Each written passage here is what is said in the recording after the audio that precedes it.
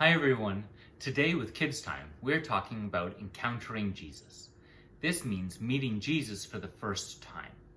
Jesus meets a lot of people in the gospel stories. Each responds differently when they meet him. Some respond excitedly, some with love, some with deep thanks, and some even with anger. No one is the same after encountering Jesus. Today, we're looking at a story about a woman who receives forgiveness from Jesus. But let's look at our activity first and get some idea about what that might mean. Today's activity is going to help illustrate how Jesus washes away our sins and forgives us, and how he makes our hearts clean.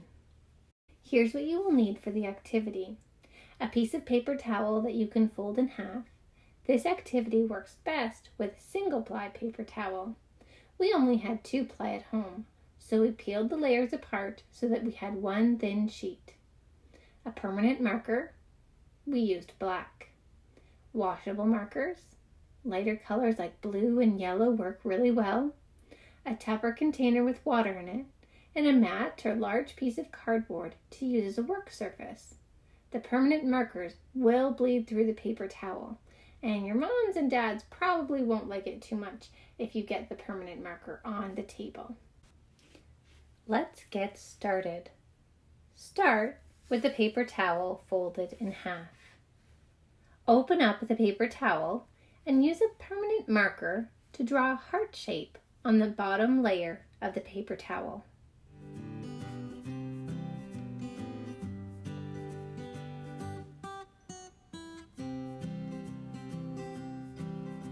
Fold the paper towel in half again and trace the heart that you just drew.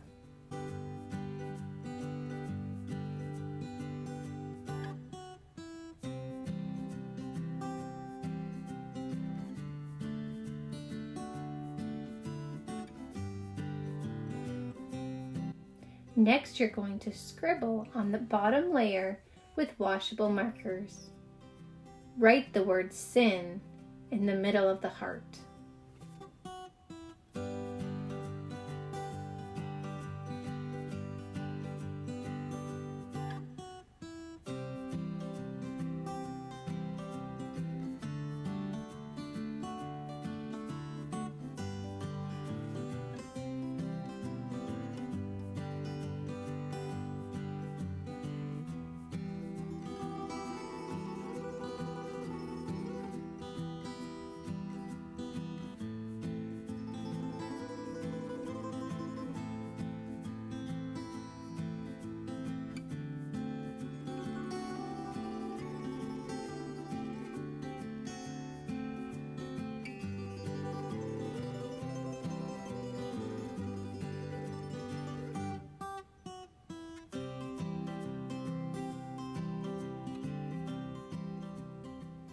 When the paper towel is folded in half again, it looks like the heart is pure and clean. I like to think that my heart is all nice and clean inside too, just like this white paper towel. But underneath, it's all messy with sin. This is like my heart, and it's like your heart too. But Jesus is the water. We can't hide our sin from him, so when we drop the paper towel in the water, you see the sin again. But you will see that the marker washes away too.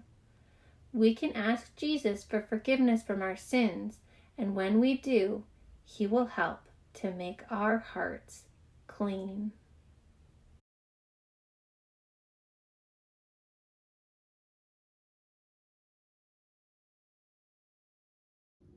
There is a story in the Bible that deals with a bit of a sensitive subject. It's about broken promises. I'm not talking about times you forgot you promised something and so broke it that way. I'm talking about promises that are even more powerful than pinky swears. A promise that makes up part of who you are. In our story today, Jesus is in the temple. He's teaching his disciples, and there are a lot of people there who hear him and stop by to listen. There's a group of other teachers who are also teaching about God, and they are called Pharisees. They don't believe quite the same things about God that Jesus does, and so they get angry with him because of what he's teaching. They decide they're going to try and make him look silly in front of the crowd by making him say something that isn't very popular. Do you remember how I said that today's story is about broken promises? To try and make Jesus look silly, the Pharisees go out and catch someone who is breaking a promise. The most important promise a person could make. They bring this person in front of the crowd and throw her down to the ground. This woman is frightened and scared. She looks around and all she can see is a group of very angry people at her for what she's done. The Pharisees then ask Jesus what he thinks should be done about this. She's broken this really important promise, and there's a punishment in the law of God that says if this person breaks this promise, then they should die. Jesus bends down and he writes on the ground. He does this for a little while everyone's really angry. Then he stands up and he looks at the crowd, the accusers of this woman, and then he says to them, "Whoever of you is without sin, you be the one to do it." What does Jesus mean? Well, Jesus is saying that whoever of you is not embarrassed about anything you've ever done in your life, who has never done anything wrong, then you can be the one to do it. But is there anyone who's never done anything wrong? Is there any person who is perfect? The Pharisees, all standing around this woman, started to think of their own lives. They'd all sinned. They'd all done things that they were embarrassed of. They have done things they don't want other people to know about. So they start walking away. Soon, Jesus is the only one left with this woman. Jesus stands up and he looks at her. And he asks if any of them are still wanting to punish her.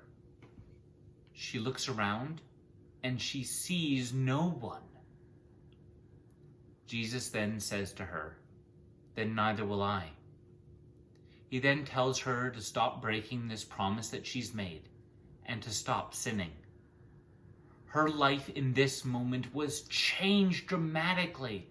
Her past sin was forgiven. She experienced mercy and love from Jesus. Her heart was made clean by Jesus.